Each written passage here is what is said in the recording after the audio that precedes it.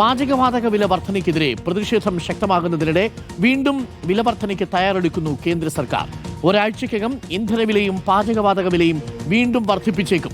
Petrol diesel വില ലിറ്ററിന് 4 മുതൽ 5 രൂപ വരെയും ഗാർഹിക ആവശ്യങ്ങൾക്കുള്ള പാചകവാതക സിലിണ്ടറിന് 40 മുതൽ 50 രൂപ വരെയും വർദ്ധിപ്പിച്ചേക്കുമെന്നാണ് സൂചന. നോബൽ മാരിക്കാരനുണ്ട് കൂടുതൽ വിവരങ്ങളുമായി. നോബൽ മാരിക്കാരൻ, വോട്ടെടുപ്പിന് ശേഷം ഇരുട്ടടിയാണല്ലോ. ഇരുട്ടടി എന്ന് പറഞ്ഞാൽ ചെറിയ ഇരുട്ടടിയൊന്നുമല്ല. ഇപ്പോൾ വാണിജ്യാവശ്യത്തിനുള്ള സിലിണ്ടറിന് 991 രൂപയാണ് കൂട്ടിയത്. ഇനിയിപ്പോൾ വീട്ടിലെ സിലിണ്ടറിന് 50 രൂപ മുതൽ 100 രൂപ വരെ കൂട്ടാൻ സാധ്യതയുണ്ടെന്നാണ് കേൾക്കുന്നത്.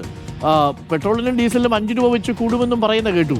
ചുരുക്കത്തിൽ ആകെ വല്ലാതെ ഒരു ബുദ്ധിമുട്ടിലാവുമല്ലോ. ആ രീതിയിലാണോ ഇപ്പോൾ ഇരുട്ടടിയാണോ വരാൻ പോകുന്നത് നോബൽ മാരിക്കാരൻ?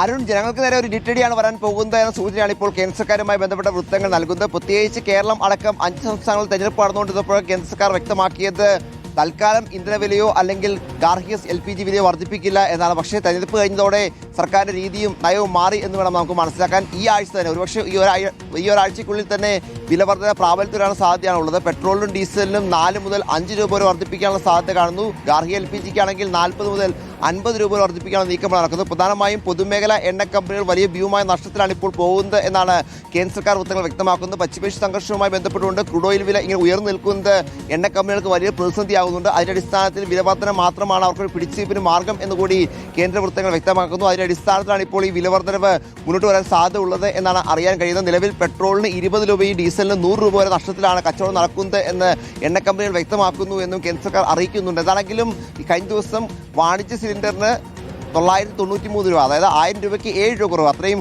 വർദ്ധിപ്പിച്ചിരുന്നു. അത് വലിയൊരു ഇരുട്ടടിയാണ് ഉണ്ടാക്കിയത്. അന്ന് കേന്ദ്ര സർക്കാർ പറഞ്ഞ ന്യായം എന്ന് പറയുന്നത് പെട്രോളിയം ഉൽപ്പന്നങ്ങൾ ഉപയോഗിക്കുന്നതിൽ 1% ആളുകൾ മാത്രമാണ് വാണിജ്യ സിലിണ്ടർ ഉപയോഗിക്കുന്നത് എന്നാണ്. പക്ഷേ ഈ 1% ആളുകൾ ഉണ്ടാക്കി കൊടുക്കുന്ന ചായയും ബിരിയാണിയും ചോറും കഴിച്ചാണ് ബാക്കി ആളുകൾ ജീവിക്കുന്നത് എന്നുകൂടി പ്രധാനപ്പെട്ട കാര്യമാണ്. സ്വാഭാവികമായും വിലവർധന തീരുമാനങ്ങളിൽ എത്തും. അതേസമയം ഇപ്പോൾ ഗാർഹിക LPGക്ക് വില വർദ്ധിപ്പിക്കുകയാണെങ്കിൽ അത് കുടുംബ ബജറ്റുകളെ താളം തെറ്റിക്കുമെന്ന കാര്യത്തിലും സംശയം വേണ്ട. അതോടൊപ്പം തന്നെ പെട്രോൾ ഡീസൽ വില വർധന യാത്രാ ചെലവ് വർദ്ധിപ്പിക്കും. പ്രത്യേകിച്ച് ഓട്ടോകളിലും ബസ്സുകളിലൊക്കെ നിരക്ക് കൂട്ടേണ്ട സാഹചര്യം ഉണ്ടാകും. എന്താണെങ്കിലും 2022 ശേഷം ആദ്യമായാണ് വില വർധന പെട്രോളും ഡീസലും ഉണ്ടാകാൻ പോകുന്നത് കേന്ദ്ര സർക്കാർ പറയുമ്പോഴും സർക്കാർ കഴിഞ്ഞ ദിവസം വരെ വ്യക്തമാക്കിയത് ഒരു വിലവർധനവേ ഉണ്ടാകില്ല. പ്രത്യേകിച്ച് തെരഞ്ഞെടുപ്പ് നടക്കുന്ന പശ്ചാത്തലത്തിൽ ഒരു വിലവർധനവേ ഉണ്ടാകില്ല എന്നാണ് പ്രതിപക്ഷം ആവർത്തിച്ച സമയത്തിൽ രാഹുൽ ഗാന്ധി അടക്കമുള്ള ആളുകൾ പറയുകയും ചെയ്തിരുന്നു. ഈ തെരഞ്ഞെടുപ്പ് കഴിഞ്ഞാൽ ഉറപ്പായിട്ടും ഇന്ധനവില വർദ്ധിക്കും, അത് ജനങ്ങൾക്കൊരു ഇരുട്ടടിയാകും എന്ന കാര്യത്തിൽ ഒരു സംശയവുമില്ലെന്ന് പറഞ്ഞു. എന്തായാലും പ്രതിപക്ഷം പറയുന്ന യാഥാർത്ഥ്യമാകുന്നു എന്നാണ് നമുക്ക് ഇപ്പോൾ കിട്ടുന്ന റിപ്പോർട്ടുകൾ പ്രകാരം മനസ്സിലാക്കുന്നത്. ഒരാഴ്ചയ്ക്കകം ഈ പറഞ്ഞ വിലവർധന പ്രാബല്യത്തിൽ വരും. എണ്ണ കമ്പനികളുമായി അവസാനവട്ട ചർച്ചകളാണ് കേന്ദ്ര സർക്കാർ ഉള്ളത് എന്നാണ് അറിയുന്നത്.